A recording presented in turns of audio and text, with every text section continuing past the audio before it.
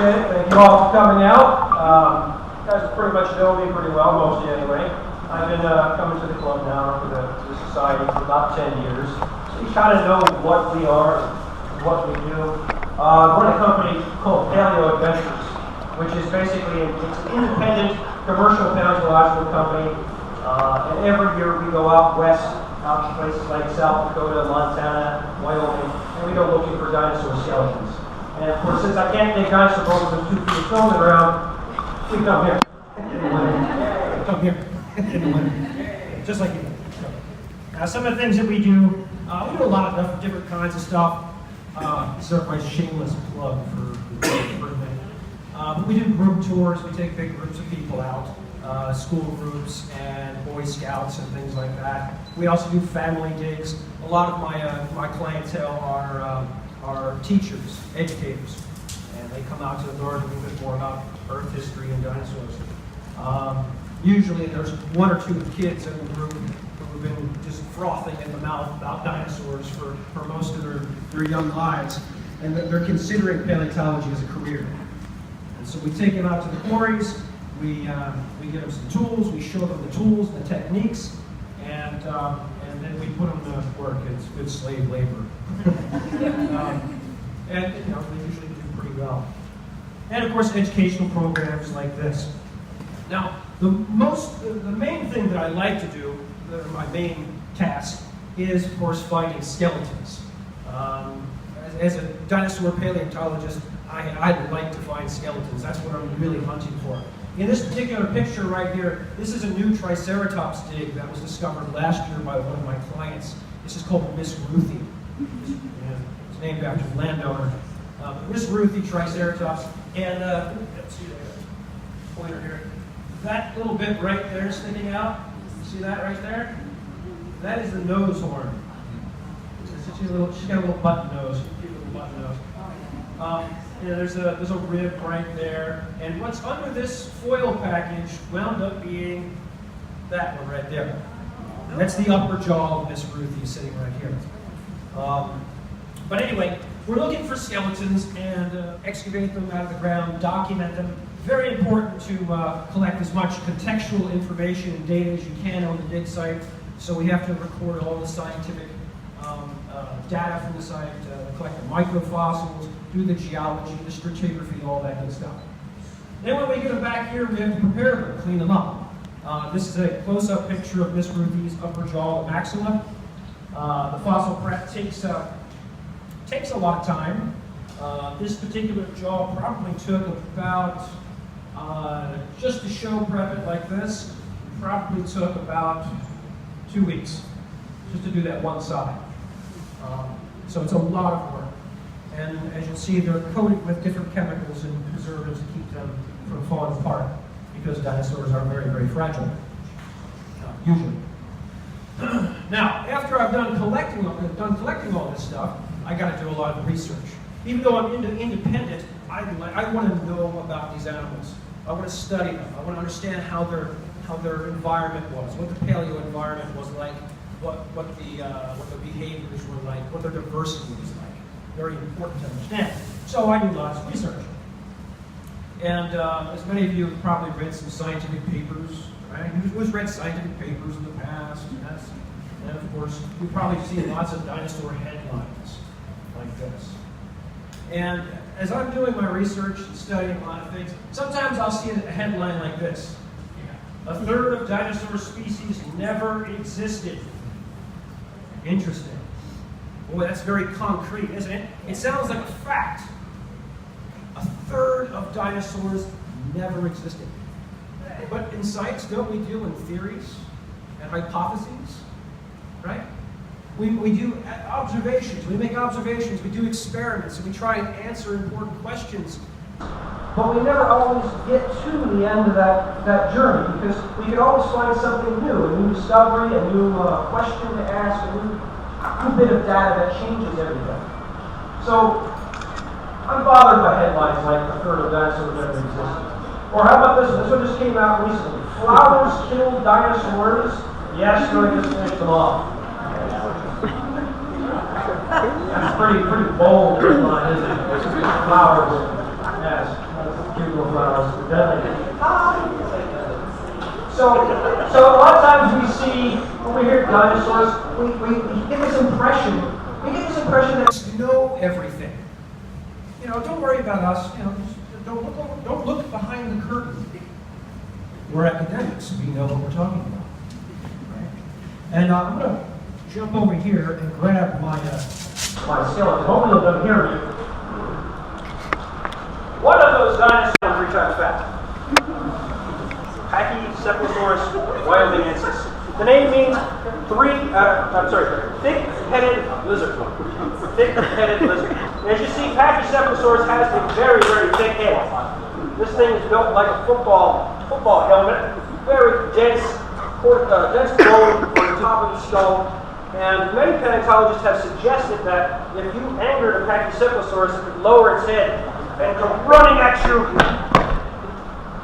as fast as it could and headbutt you, or at least clutch you in the stomach or just gorge you off. Now, PACHYCEPHALOSAURS is a very famous dinosaur. It was originally found in 1943, as this was described. But that first specimen that they found consisted of only a skull. That was it. They named an entire family of dinosaurs based off a skull. Very interesting. Now, let's check out this headline again. This is that same headline that's been bugging me. New analysis of dinosaur growth may wipe out 1/3 of species. And what that headline was talking about is a scientific paper written back in 2009 that claimed PACHYCEPHALOSAURS, which is this one, another dinosaur that's only known from one skull, called Dracorex, and this one here, which is Stygiamoa. And what they claim, all these 3 different dinosaurs, or at least seemingly different dinosaurs, because that's only based off a couple skulls, that's only based off one skull, and that's only based off a handful of bits and pieces. So what this paper claimed, it took all 3 of these and said, you know what, these 2 don't exist. This one was named first, and so this one takes precedent, and this one is just a baby, that one. And that one's just kind of a middle age of that one. Right? Keep that in mind. There's a few other things that I like to see when I'm doing my research, or don't like to see. This is some more stuff you hear when you hear about dinosaurs and you read papers and scientific headlines. Dinosaurs aren't extinct, they're just very rare. Man, don't let private people have dinosaur fossils. You guys have encountered this on the river, I'm sure. Don't let private individuals have a fossil, because every fossil is so rare it should be sitting on a velvet cushion in a museum somewhere. Only we with PhDs should ever touch a fossil, right? And you keep hearing this over and over and over again. Dinosaurs are rare. They're so rare. They're this rare. They're that rare. This is the biggest. This is the smallest. And so after a while, it boils down to 2 conflicting questions, doesn't it? Either we know all there is to know about dinosaurs, and thus we can present things as facts, or dinosaurs are very rare. I mean, which one is it? We hear them both. Only one really can be right. Or can they? So anyway, and of course I'll point this one out. Two cartoons here. We all get a laugh out of those. But those are actually based on reality, believe it or not. This one on the left hand, I guess right hand side, whatever. This one here. Well, that goes back to a real story that happened in the mid-1980s. There was a gentleman who's the professor at the South Dakota School of Mayans and Technology. His name is Dr. Phil York. I'll just call him Dr. Phil for short. Anyway, I should point this out. There was another guy, and his name was Stan Sakerson. And Stan was out hunting some private land one day. He doesn't have a PhD, he's just a fossil collector, he knows how to collect fossils. And he comes across the bones of a dinosaur coming out of the ground, just like you see here. Vertebrae, vertebrae, vertebrae, vertebrae, vertebrae. That's how we like to find it. That's called articulation. Whenever you see that in the field, you know you're dealing with a skeleton. That's you doing the victory dance. Very happy about that. Okay. But Stan, of course, in the mid-1980s, he didn't quite know what he was looking at, and he really wanted, if it was an important find, he wanted it taken care of. So he went to the South Dakota School of Mines and Technology, and he talked to Dr. Phil and said, Dr. Phil, I think I have a dinosaur. Could you come out and take a look at it? And he said, I'll come out and take a look. Well, he comes out and he looks at it, and just like you see in the cartoon, he says,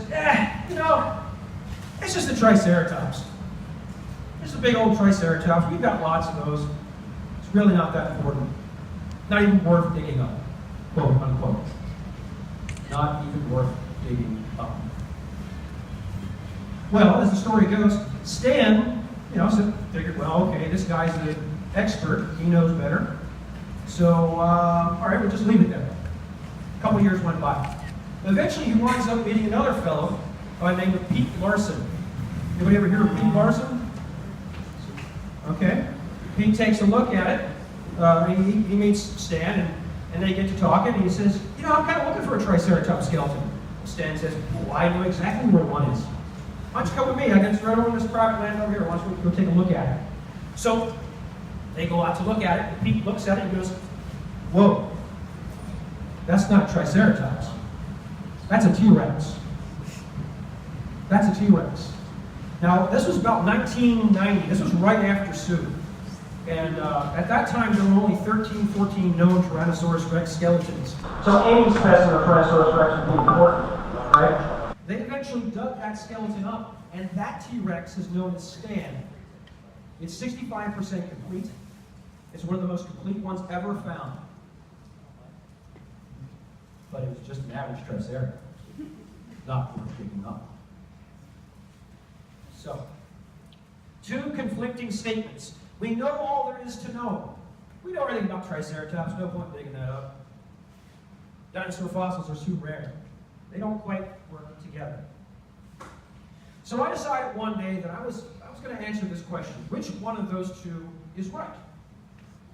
Do we know everything there is to know about dinosaurs? Do we have tons of material? Have we studied them in depth? Or are they rare? So I went to set out to answer that question, and to answer that, I had to figure out, well, how many dinosaur skeletons have been found? People have been digging out west for over 100 years. How many dinosaurs are out there? How much have we gotten out of the ground collectively as a group of collectors and paleontologists? It's a pretty big question because we have dinosaurs all over the world. I had to narrow it down a little bit. So to narrow it, I took it just to two rock formations that I'm very familiar with, the Hell Creek and the Lance. These are two rock units. They're roughly about 65 to 67 million years old, and they are found primarily in the states of South Dakota, Montana, Wyoming, and North Dakota. It's one I've been working in these units for quite a while now. And they represent an ancient floodplain that existed here at the end of the Cretaceous period. Some of the dinosaurs that you find in these rock units were the last ones to live before they all went kaput, before they went extinct. Here's a map. This will point out where you can find a dinosaur. That little image right there, those orange bands on the map, those are the Hell Creek and the Lance exposed at the surface. And it's these rock units that museums and universities every summer come out and dig in, as well as collectors. So we do a little research, and you find out that over the last 130 years of exploration in those two units, there have been approximately 27 named dinosaurs. Everything from familiar ones like Tyrannosaurus here at the bottom, Tyrannosaurus rex, to PACHYCEPHALOSAURS, to Anzu, which is a new one that was named just in 2014, and Triceratops, Torosaurus, and so on and so forth. Okay? So now we've got 27 different types of dinosaurs. That's a lot better than 1,000. There's 1,000 different kinds of dinosaurs we found around the world. We're narrowed it down to 27. How many skeletons do we have in those 27? So, as my wife would tell you, I spent many late nights asking that question. How many skeletons do we have? Did more research. In 2011, this gentleman here, this is Jack Horner, they did a survey in 2011 of a little area in Montana, right around where Barnum Brown first described that rock unit. And Dr. Horner, Goodwin, and Bernold, and Hartman, and all of them, they spent 10 years searching for dinosaurs in one area, and they counted a bunch of dinosaurs. In the process of doing their census in 2011, they found 100 Triceratops skeletons, just in that one area. They also found another 14 T-Rexes, 12 or 14 T-Rexes. That's a lot. All right? That was 10 years of searching with lots of volunteers and a lot of graduate students. And they did a fantastic job. They really did. Putting that much effort into field collecting, that's exactly what we need to be doing. And they did. And when they published their paper in 2011, it had a lot of really good stuff. But the trouble was they were only counting dinosaurs in their area. They weren't counting all the dinosaurs from the Hell Creek and the Lance. They weren't even counting some of the stuff in their own museum that had been found years before. I said, well, that's just not good enough. We got to find out how many have been found completely. So I got online, and the first thing I wanted to do is I wanted to check out online databases. Anybody ever been on an online database before? Or a fossil? No? If you go up to the University of Florida has an awesome online database. You can go up there, you can search by taxon, by a different species, you can search by date of discovery, who found it, who donated, a lot of good things that you can learn from these online databases. In fact, this is the future of paleontology, getting everything organized and online. And you can imagine as a researcher, if I want to study Megalodon, but I live way in Alaska or whatever, you're far from North Carolina, you're far from Florida, right? But you want to study something about Megalodon, it's very easy, much easier to go online and look at photographs and look at measurements and see what other people have done, as opposed to getting a plane and flying all the way over there. So these online databases are very important, and I just assumed, I've been digging dinosaurs now for almost 20 years, I assumed every big university had one. The research clearly pointed out that they didn't. In fact, this is the American Museum of Natural History's database. Again, you can searching by Triceratops. You can see they've got 47 specimens and so on and so forth. That's the Burke Museum. So I looked at online databases, and I counted dinosaurs into the wee hours of the night. I counted by 5 different categories, by isolated bones. An isolated bone is just somebody was walking along through the Badlands and they found one bone sitting by itself. Okay? I counted them by skeletons, whether they were good skeletons or bad skeletons. If they were over 50%, I considered that a good skeleton. It's pretty good. I counted teeth. I even went through and counted teeth. And if I went to a university or museum database and it wasn't there, it didn't have one, I decided, well, I was going to send off an email. So I sent off lots of emails to curators and collections managers. And I said, how many dinosaurs you got? And they went, who are you? And after I sent the first 2 or 3 emails, if I didn't hear back from them, I'm an annoying bulldog. When I wanted information, I wouldn't get it. So if I didn't hear back from them, I called them up and said, hey, I'm so-and-so, lowly guy here. I want to know how many dinosaurs you have. Some were very nice and helped out, and others not so much. I didn't want to just restrict it to North America. I wanted to go and look at all the dinosaurs that had been found. And so because the Hell Creek and the Lance have lots of very famous dinosaurs, a lot of them have been sold to overseas museums and universities. Right? So there's a lot of American dinosaurs overseas. In fact, this one here, this one's called Big Ed. And I know that because it's one I discovered. Big Ed here is in Korea. The company I used to work for sold Big Ed to this museum, big, beautiful dinosaur museum over there at Wonchon in Korea. So that everybody around the world can enjoy dinosaurs. So that's Big Ed. So I went and looked at different museums over in Europe and Asia. I even went through some exhibits by hand. This is the University of Kansas. Way back and forth from Florida to South Dakota, so I stopped in there, talked to this gentleman. He's a very nice fellow. This is David Vernon. He's becoming a good friend, helped me out a lot. And David said, yeah, come on in, count whatever we got. Sure. So I went through drawer by drawer by drawer. You see, these are the stacks. Lots of drawers in here with different fossils. And said, okay, is this an isolated one? Is it part of a skeleton? Is this so on and so forth? Count everything. And through all this work, not only did I count things, but sometimes I found stuff like this. This is a beautiful hand claw. And you can see here, this is the Tate Museum in Wyoming, another awesome museum. The folks at the Tate Museum, if you've never been there, it's a great place to go. But they had found this a while back, and it was initially identified as Dromaeosaurus. Well, that's not Dromaeosaurus. It's actually Anzu. And so I was able to correct some of the identifications in some of the places, which is nice. So, all right. Now, of course, we've been digging for over 10 years out some of these ranches. So I've got a pretty good collection of my own now. We have over 700 some specimens in what we consider our scientific grade or research collection. It's bigger than most museums, at least for the Hill Creek. And so I've got lots and lots and lots of dinosaur teeth. We've got lots of different bones. And I figured, well, if I'm going to talk about other people's databases, I better have one of my own, because otherwise it's kind of hypocritical, right? So I said, well, it's time we start our own database. So we built our own database. We did in about 4 months' time. It's at www.virtualdinosaurmuseum.com. If you haven't been there yet, please go. You can look at every one of our specimens that we've collected that are in the scientific side of the coin, not the commercial side. Things like this. That is a Pararaptor hand claw. Very, very rare. Extraordinarily rare. And so we have everything listed by the genus, the species, the quarry name, where it was found, the location, the horizon, strata, and so on, who found it, so on and so forth, as well as lots of photos and maps.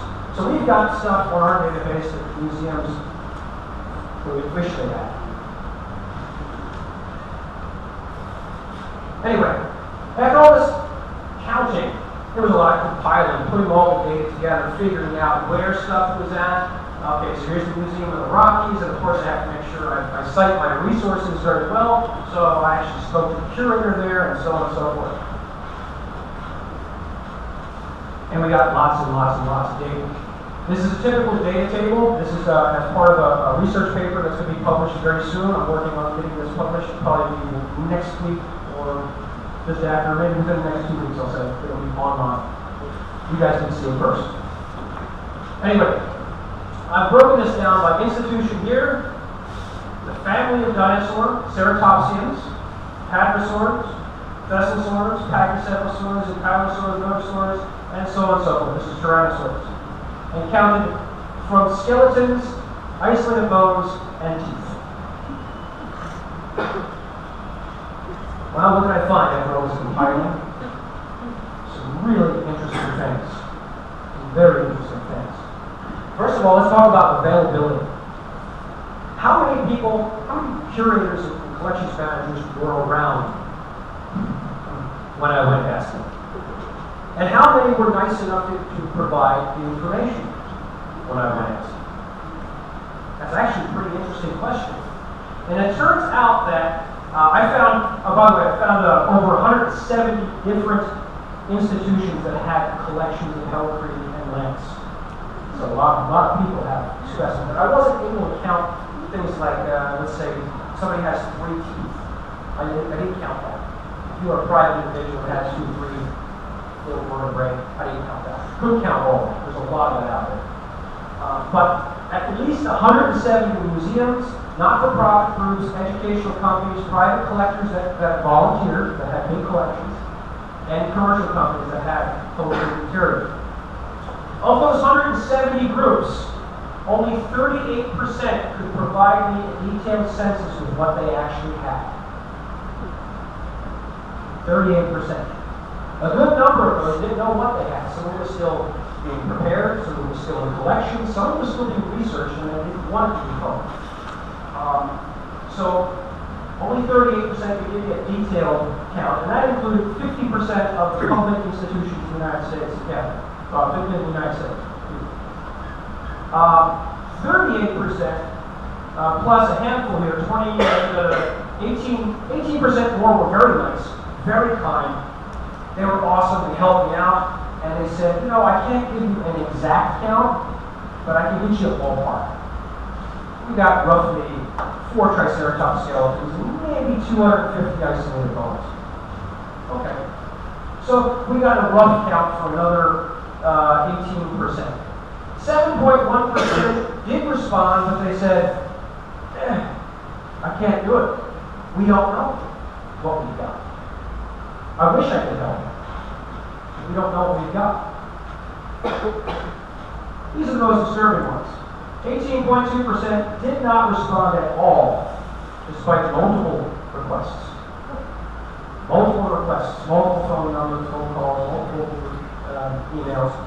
Didn't bother to respond. A few other things that we found. Who had a database? Well, 9 universities and museums that have Hell Creek bones had a database out of 55 public institutions. Only 9. That was it. And again, I'll remind you, Florida, University of Florida has an awesome database. They have done a really fantastic job with their collection. But it's Florida. They don't have any dinosaurs. Nothing there. So, yeah, I went out birds and like out there. There's something there. Yeah, that'd be nice. They're living dinosaurs. But only 71%, or 71% had absolutely nothing. 10% said, or 10% said that they had a database, but we don't update it very often. Maybe every 2 years we'll update it, and so missing a lot of data. And then 9% said that they were building the database, and so on and so forth. So very interesting things there. From doing all these counts, I was also going to figure out who was digging and who wasn't digging. Which universities and museums were digging, which ones weren't. As it turns out, at least 61 groups were currently digging. And here's some of the top universities and museums that have big collections at Hell Creek. One of the more disturbing ones I found was this one right here. This is UW, University of Wyoming.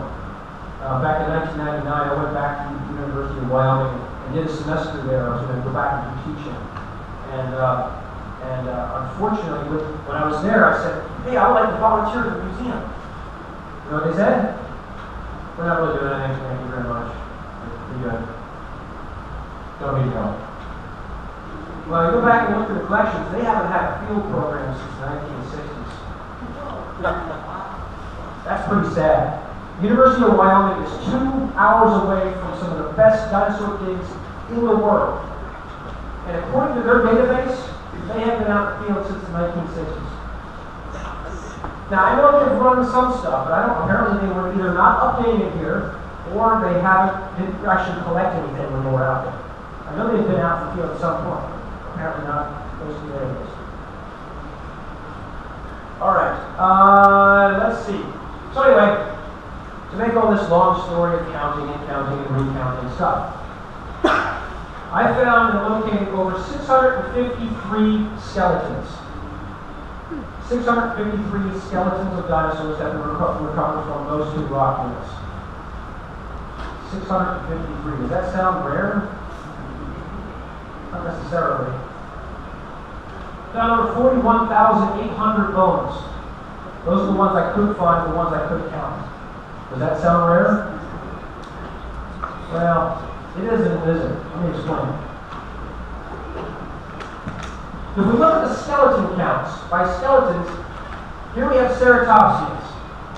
335 specimens of Triceratops and Torosaurs and ceratopsians. That includes 325 skeletons of Triceratops. Triceratops, everybody know what Triceratops is?